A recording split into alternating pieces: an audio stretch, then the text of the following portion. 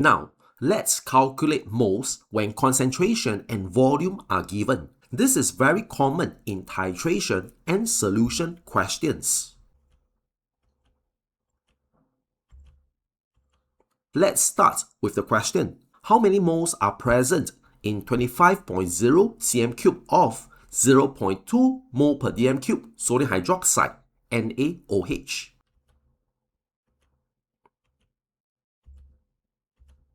Before using the formula, we must convert the volume from cm³ to dm³. This is because the concentration is given in moles per dm³. So 25.0 cm³ divided by 1000 gives 0.0250 dm³.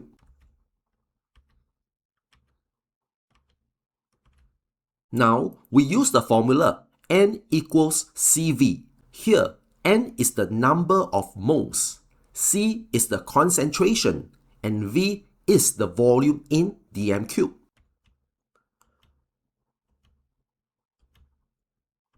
Now substitute the values.